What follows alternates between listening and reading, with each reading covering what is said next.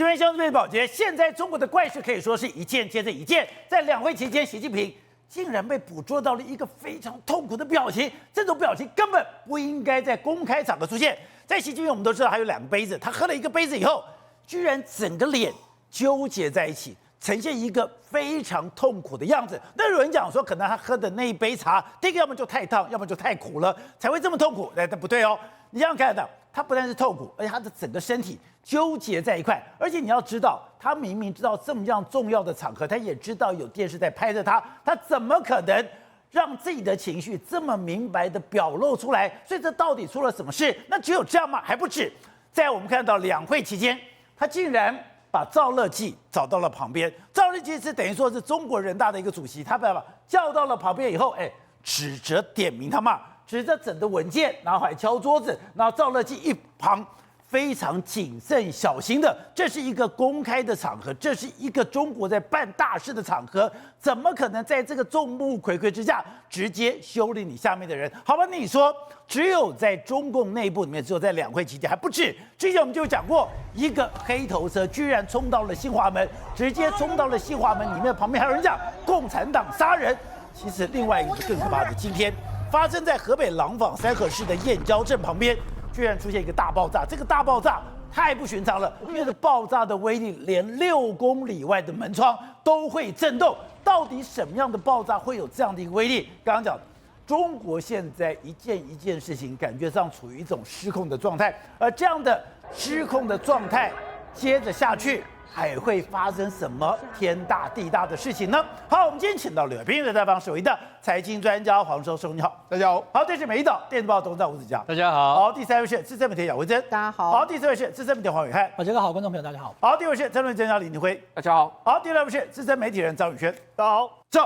今天全世界媒体在报道这个时候，大家都吓坏了。对，习近平怎么可能在两会的期间有这么痛苦的表情？他以前展现的就是英明神武，对，曾经讲十里挑担不换肩，我是最强壮的，我是最凶猛的，这么强壮凶猛的领导人，怎么可能在众目睽睽之下露出这么痛苦的表情？没错，我们应该都没有看过习近平这个表情，这个表情它显得着突然之间闭目，然后这个痛苦万分的这个表情，而且他整个肢体动作都是相当的痛苦的这个表情。但想说怎么会有出现？这也太可怕了吧！抱歉，这一幕来说出现在这个两会的期间，被人家拍到这样这个画面。照理说，过去中国领导人都非常重视这个他公开形象，对，绝对不会让你拍到这样的照片。当然呢，就不想居然被拍到这样的照片。好，那为什么会拍到这样的照片呢？因为我们知道他有2个杯子在他前面，对不对？他就是喝了1个杯子之后，不知道人家现在有人就说，是不是杯子太烫，还是说这个杯子里面装了什么药？他突然之间不知道，喝到之后吓了一跳，太苦了这个状况。但是无论如何，他这个表情来说话，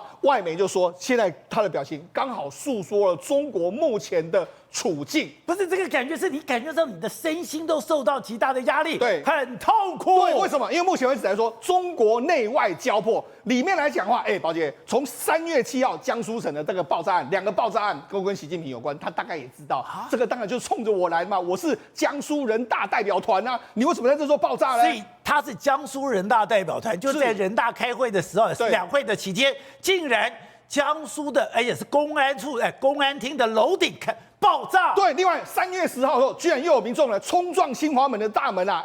这个时候开着车过来的时候，北京的这个车牌，而且这个人显然是不怕死，他到底要做什么？紧接下来今天早上的时候，在河北廊坊的三河市的燕郊镇，突然出现一个大爆炸。你看这个爆炸，很多人在开车的时候看到这个吓傻了，他以为是怎么回事啊？那当然了，他们现在就说没有，那是因为这个里面这个所谓这个天然气瓦斯的引爆。可是这个引爆来说，大家没有看过这么大的引爆，这个爆炸的威力相当强，周边的房子几乎都被夷成平地，甚至还有人说5-6公里之外都还感觉到这个震动啊！你就讲，越来越都在习近平或者他跟他相关的发生这个事情，所以那他为什么会有这个表情？另外就是习近平，你说的表情非常痛苦、非常诡异之外，你怎么会在公开场合里面直接教训现在的人大委员长赵乐际？还敲桌子？对，没错。好，我们要这一次的这个两会呢，有非常多怪异的事情，譬如说像会期给他缩短了，然后另外一个习近平没有闭幕演讲。照理说，过去这个国家主席都有一个闭幕演讲，他没有闭幕演讲，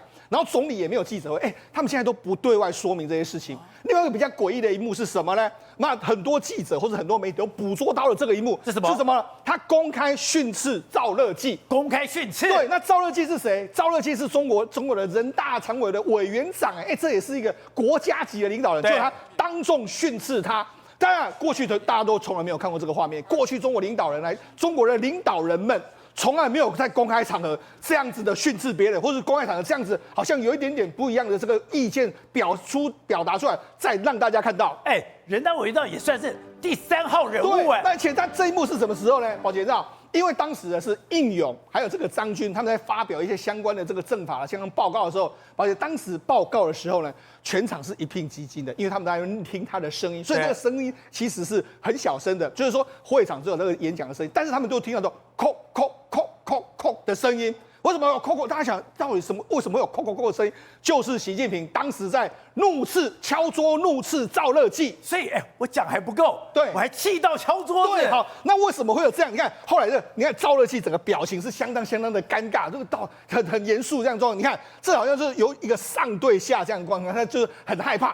习近平，你老大哥到底要讲什么？好，那为什么出现这一幕呢？其实好像是有人指出了这个什么相关报告上面的问题的时候，跟习近平讲，那习近平呢就把赵乐际叫过来，就把他训斥了一顿，讲了好久，讲了3分钟左右的时间。就讲完之后，你知道赵乐际回去做什么吗？他从头到尾，他再也没有抬起头了，没有抬起头，在那边做笔记啊，这样子来回骂了3分钟，对，然后后来就一直做笔记，所以再也不敢抬起头了。你就知道说，事实上这是公开训斥人大常委委员长的一个局面。好的，你刚才讲的这个在北京城，这是北京3环，北京3环往外推，在河北廊坊。其实离没有很远，这个地方，这个燕郊镇就在这个地方，这个是北京，对，就在这个区域里面发生大爆炸了。对，没错，因为它爆炸的时间点是在上班的时间点。宝杰，如果是真的是上班的时间点，他们说是什么瓦斯爆炸，可是如果上班时间怎么会有这种状况会发生呢？而且周边的这个建筑物都被炸得一塌糊涂，你看这个很多车队都被这个灰尘掩埋了一大堆，然后他们就说是这个是炸鸡店，然后它是瓦斯爆炸的一个状况。但是呢，很多人就说不是这个样子的。他说，因为目前为止在这个地方，也就是爆炸物旁边来说的话。他说，这个受损的建筑物里面有一个高官的招待所，高官招待所，是为了这个高官的招待所，我把它炸掉的一个状况。那甚至后来中国网友就比拟，你看，这是这个北京燕郊发生的大爆炸。现在，导播看，它是整栋楼对全毁了。对，你觉得这个如瓦斯爆炸可能炸成这样，不只是它炸，旁边的很多建筑物都炸掉。如果我跟你说，你看乌克兰的这个爆炸是这个样子，然后这个加沙走廊的爆炸是这个样子，你也会觉得这有可能是这样啊。所以你把河北燕郊的这个大爆炸跟乌克兰跟加沙走廊的对比，对，有过之而无不及。当然了，你看它整个很多主建筑物的这个钢筋骨都被炸掉，这个绝对，你看他们都还存在，这钢筋都扭曲了，都扭曲，你就知道这个爆炸威力是强大。你看这再怎么炸，你看它也没有把上面的建筑物炸了，这上面都完全被炸空嘞。你就知道这个爆炸能力力道到底有多大。干嘛？那个是等于说是这个浪景，那是一个远观的，你近看的话，是你就会知道那个爆炸威力更可怕。一下看到仔细看，才知道，它的钢筋完全都扭曲了。对，我们看到这个远景来说看不出这个伤害，但你仔细看，宝杰，你仔细来看。这炸到什么程度？炸到你看钢筋都不见，不是扭曲的，有的钢筋是不见，整栋楼就消失了。然后你看这个几乎前排的屋子完全都不见了，太可怕了吧！所以你要说，这是瓦斯爆炸吗？你觉得有可能吗？这个好像是被飞弹打到，还是有爆炸的这个状况嘛？你对比乌克兰或对比加沙走廊，你就觉得说，这真的是一个战争局面。那当地人就说造成2个人死亡，22个人受伤，但是目前为止可能伤亡的数字持续还在增加的一个状态。这个不看不知道，看了真的吓一跳。而且我跟你讲，它距离北京市只有6公里，就很近，所以搞不好北京市很多市民都感觉到也会有震动、爆炸的这个声音，到底是发生什么事情？那搭配上最近的这个诡异气氛，好，那诡异气氛来说，最近还有2件事，我觉得非常诡异。第一个，因为紧接下来的话，他们有一个这个跟外资的这个会议，过去一段时间，这个中国的这个对外贸的这个经济会议里面来说的话，总理都会参加。这一次总理不去了，李强就说我不去了。你看，奇怪，你最近不是要求外资来投资你吗？你居然不跟外资见面。以前库克到了中国，以前达利欧出中国，那个中国最重要的会议，就是这个经济峰会。经济峰会一直都是总理召开的。这个时候全世界来跟中国干嘛？我就要跟你总理打交道，我就要跟你总理聊天，我要从总理嘴巴知道我未来的走向。如果总理不召开，那其他人还来吗？对啊，所以你要，你总理居然不出席，那到底我们这个会要开什么？另外第二件事，宝杰，最近一段时间的万科，就是中国的这个非常大的这个房地产的巨擘，它呢，因为它负债非常多，它可能要倒闭了。那倒闭的时候，因为它是有国家的这个身份，它是深圳市的国资委，它有这个身份，是它的大股东哦。然后它的领导人万科的这个郁亮都已经跟国家求救了。就没想到国家就说，这个习近平他们就说，那请这个银行来贷款给他，那大概约莫是800亿左右的这个人民币给他们。就宝姐，你知道出现什么状况吗？他们的银行不愿意贷款给他，因为什么？因为他们说我贷款给他的话，搞不好我们会受到牵连。对，现在连是不是人家就觉得很奇怪？为什么连万科都要倒了？你连这个万科要倒，而且你连银行都叫不动。你看万科到底有多重要？这是外媒的报道。那万科的 developer 就是说他是开发商 ，that will break China's back， 就是会压断中国的脊梁骨，整个背都被压断了。就这家公司，中央说要去救，就没想到居然银行团不同意。所以呢，事实上目前为止，中国出现了很多怪象，都是我们过去可能没有经历过的一个状况。董事长，我们知道习近平以前展现在外面都是英明神武，还非常强悍的人，实力挑担不换肩。可是怎么会在两会期间出现这么痛苦的表情？你看到李强在当天这个会议上的时候啊，他有好几个特殊的表情。第一个，他拍手，他拍手的时候先看习近平，先看习近平，习近平可以拍了，他就开始拍。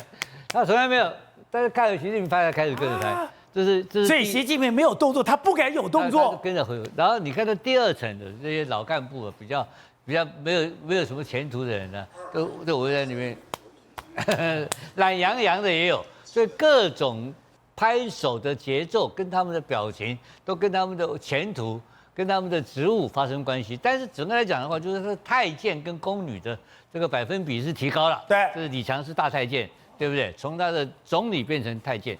然后第二个，然后第三个很简单，赵乐际。你看到李强打小报告，打小报告去告赵乐际。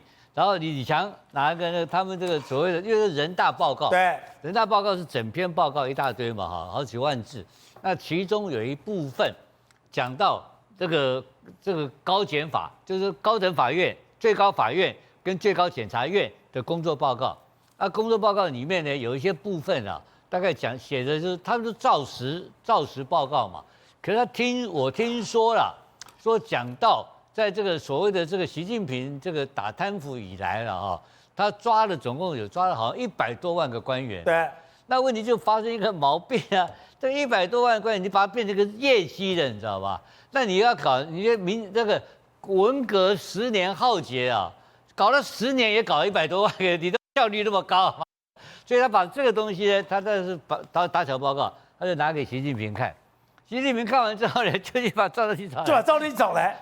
拍桌子给他看，那我请问你，那这个是表演，这个画面还在不在？在，还在就表演嘛？表演给谁看嘛？表演给中国14亿的老百姓看。喂，今年的两会真的怪事特别多。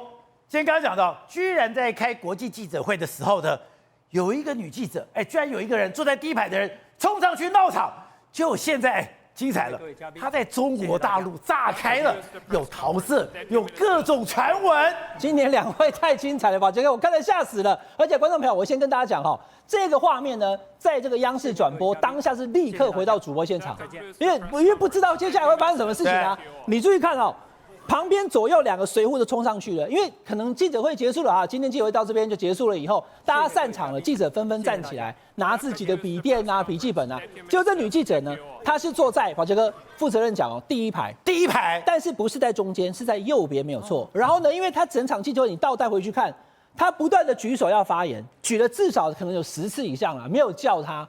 没有叫他可能不高兴，所以我说站在我记者的角度想，他很积极嘛，他可能要上去补问一下他的问题，对不对？但是对不起，他被制服了，所以他没有到主席堂去问他的问题。有没有？你看他一冲上去，可是你是在中国对，你在中国现在传说他是人民日报在人民日报在中国你怎么敢随便轻举妄动？你这样的一冲，你饭碗都没了。这个事情发生之后，我们先讲中国大陆网民的反应，就是这怎么回事啊？这不是第一排一定是对不对熟悉的，或是党媒或是大媒啊？那他搞什么东西？冲去干嘛呢？把这个场面给搞黄了。他是想干嘛？结果这个我们不认识他嘛。人民日报的记者他叫李新平，就这个，对，长得很漂亮哦他一直冲上去的是这个，有智慧又有美貌，然后他又是专业的人民日报记者，他往上冲被制服了，而且他现在为止没有说明他为什么。的财经记者他当然是财经，因为他那场记者会两会的时候这是财经的这些主管在讲话了。财经主管里面带头的那个人坐在中间的，他叫郑三杰。好，那郑三杰我们台湾的民众不认识，我告诉你，国务院的副总理何立峰是他死党。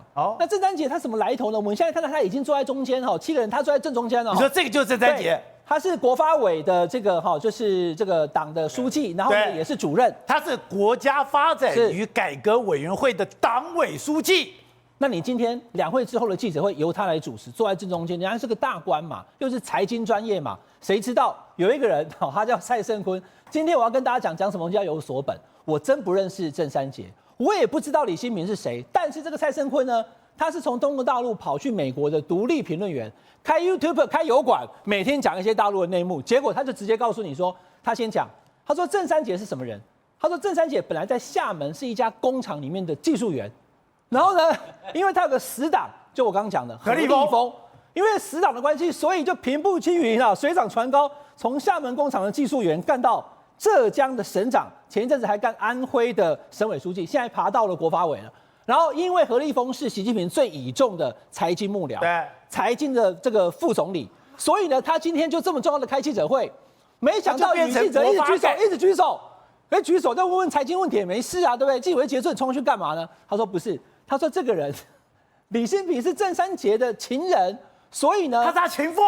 等一下，他长得这么漂亮，刚才讲，这个就为什么这个就他主持的叫人民网的麻辣财经，这个就是李新杰，然后这个就是郑三杰。刚刚讲他们是在主持访问他了以后，举手不行，他就冲上去了。我们不知道这个蔡胜坤讲的到底是不是真的啦，但是这个李新平他会冲上去的事情确实是非常的不寻常。你平常你是人民日报记者，其实约个访啊，或者是这一场记者没问到问题，下次可以再排专访嘛，对不对？或者是说来一个特稿。所以你既然可以坐在第一排，表示你的分量是够的。对。但是现场却搞出了这么大的一个动静。那因为呢，郑三杰他可以牵扯到何立峰，何立峰呢又是这个习近平的重要的幕僚。大家想说，真的是这么一回事吗？如果是的话，那今年的两会所发生的事情还真是特别多。好，所以体会。今年的两会事情太怪了。第一个，刚刚讲的习近平那个痛苦的表情，还有习近平在公开场合里面，居然去敲桌子去骂赵乐际，而骂赵乐际的内容居然是李强，你总理，总理跑去打小报告，这就算了。刚刚讲那个冲上去，我们最近也奇怪了，你是坐在第一排，一定是有脸有头有脸，一定是大报的，你怎么可能冲上去？搞了半天，他说，他是他的情妇，他搞了半天，他是去闹场的。对，习近平他已经够衰了，你知道，整个中国内部的经济也是这样子的。然后结果呢，你看到，我就算把两会把它缩短时间，结果每天都有闹事，还是闹事。对，新华门前面有轿车冲撞，然后到处爆炸事件。你想想看一件事情，就习近平心里一切有苦说不出啊，那怎么办呢？这个国家怎么被我搞成这样子呢？所以呢，其实我觉得还有比他更加严重的，因为我们知道11号这个两会结束之后，结果12号。中央军委会马上发布一个消息这什么消息呢？就是有一家公司叫做中国远东招标有限公司这家公司在干嘛的？这家公司你看到在中国境内可以挂中国这2个字的。中国远东国际招标有限公司，你说能够挂中国的都非同小可。对，这绝对是国企的概念嘛那你想想看这家公司在干嘛？它从2004年成立以来，一直到现在。解放军的政府部门的所有的招标案，包含那个机密的招标案都由他上网公告。然后现在他被举报了，举报什么东西呢？就是说，因为他透过微信还有互联网的这个所谓的电子邮件等等之类的泄露国家机密。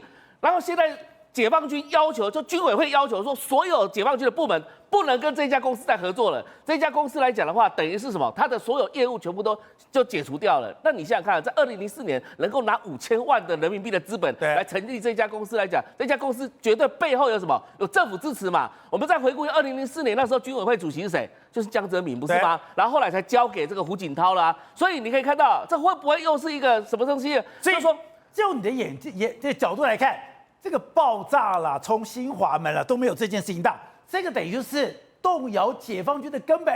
你等于是解放军在做采买的，出大事了。对，那所有的解放军的所谓的底细啊，那就透过这家公司是不是往美国送？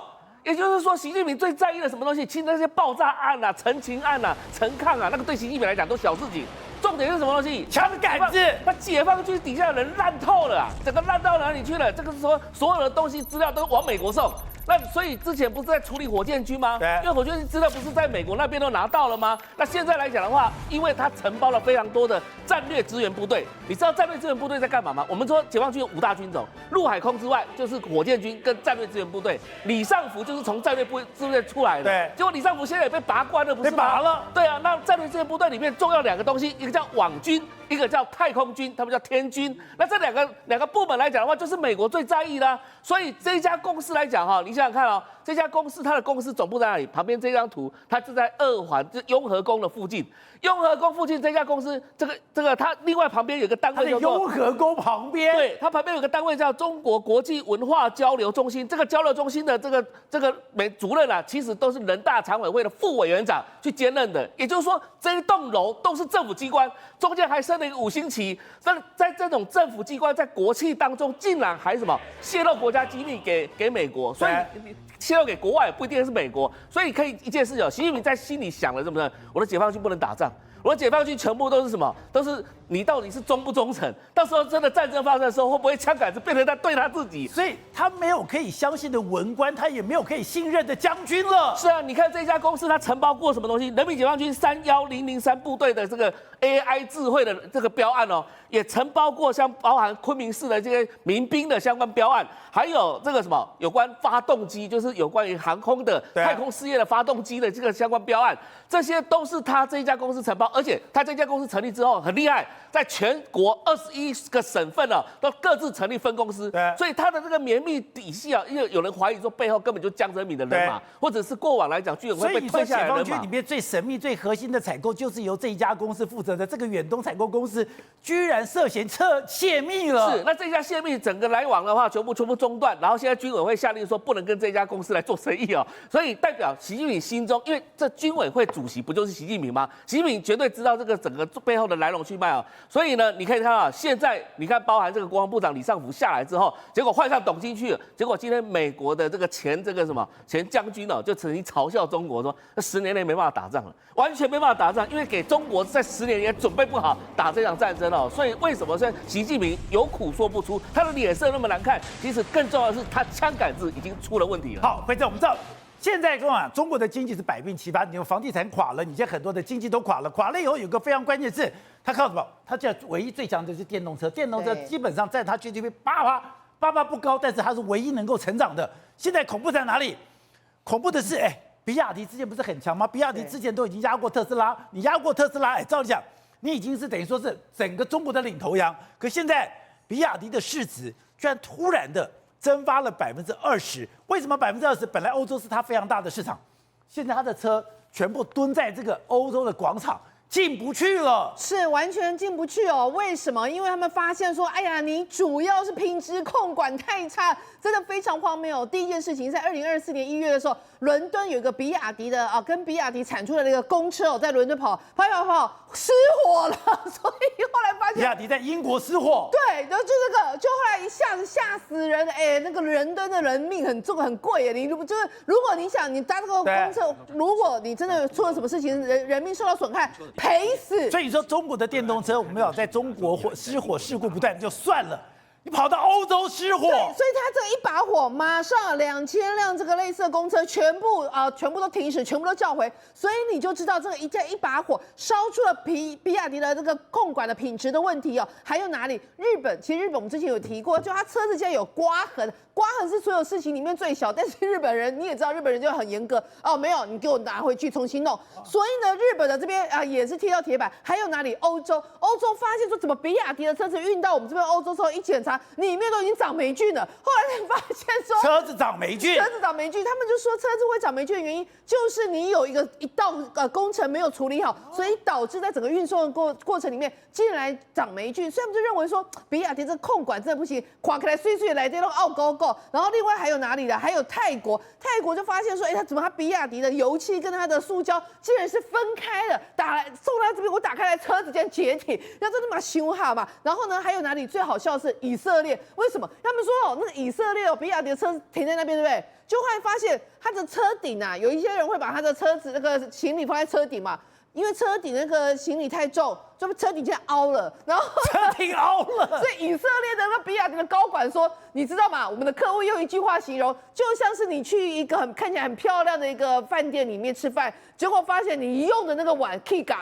所以就简单讲，就是金絮其外，败絮其中啦。所以现在就发现说，比亚迪外销本来以为可以销到40万辆，就没想到2023年竟然全部销售只有23万辆多。然后呢，占它整个销售量只有8%。对。然后8%想说好，那可能是去年不好嘛，今年再好没有，因为这刚刚提到了1、2、3、4、5、6个市场全部都传出品管不良，今年更是崩垮了，更是崩垮了。所以现在都发现一件事，大代志啊！什么大代志呢？比亚迪本来认为说，今年我们的目标至少在海外可以看到40万辆，所以呢，他就用那个船这1月份的时候就弄了7000艘的车子载着那个船，直接过去。结果他们讲说，等一下，你再过来干嘛？我们的库存里面还有1万辆啊！所以现在发现说，所以这一张照片是在中国江苏的太仓港。太仓港有个国际货柜码头，这些的很多都是比亚迪的车子，整装待发要出去，结果出不去。现在这些车子都还压在太仓港里面，是，然后已经好不容易出去了一艘，大概有7000辆的，就后来人家发说，你现在再过来干嘛？我们欧洲市场就有库存，就上万辆了，所以现在发现说，比亚迪这个事情真的是很短。比亚迪大到有自己的货船。我跟你讲因为他们真的认为他们以后会是大杀天下。他据说光这个货船货轮他订了7艘，所以他就说现在怎么办？一艘运过去都卖不完。他们就说为什么会出口踢到铁板？主要有几件事。第一个，全世界因为气候异常的关系，发现那种电动车太冷太热，怎么样都不行，所以需求开始疲软。第二件事情，定价实在太高，你知道吗？同样的车款在那个德国竟然卖4万美金一辆，在中国只要2万，腰斩。那心里想说，拜托，你到底是莱雅还是朋克？你怎么奥莱雅就奥莱雅，你给我卖朋克的价钱？所以他们就会认为，而且你把我当潘呐，就完全是潘呐。第三件最重要的事情就是你的质量控管不好，所以现在比亚迪就踢到铁板。那你不要就以为只有比亚迪踢到铁板，连比亚迪都踢到铁板，那你更何况其他的？中国还有其他，比如说什么高和汽车，这高和汽车更有趣，还有停工6个月，对不对？然后据说他们现在目标要转跨成食品业，开始直播卖食物啊！卖车子变卖吃的。对，他们今天宣布认真宣布退出了汽车业，即将跨向食品业，因为所有车子都卖不掉。刚才讲的，现在美国很坏，美国现在趁你需要你命。现在刚刚美国对吧？他现在5艘航空母舰也在这边了。然后最近不是那个兵推吗？兵推是在台湾前后都是 F-22，而且现在不断的卖 F-35在这个地方。今天更夸张的，他的 NASA 那个他号称说要去看空气清净机、空气侦测的，他又来台湾了。不，太频繁了啦，哪有人这样一直来的？因为先前这个空气清净机它是 NASA 的飞机。他已经来到台湾2次了，就宝刘哥，你知道他今天又来了，他来地址第3次而且他是从一样南韩的乌山基地，各位这是美军基地你看他一路这个线怎么画，又来了，再画，跟你讲，第一岛链，对嘛，把这个海峡中线第一岛链给画出来嘛，就画完之后，他今天做了一个非比寻常的动作，他竟然给你冲场。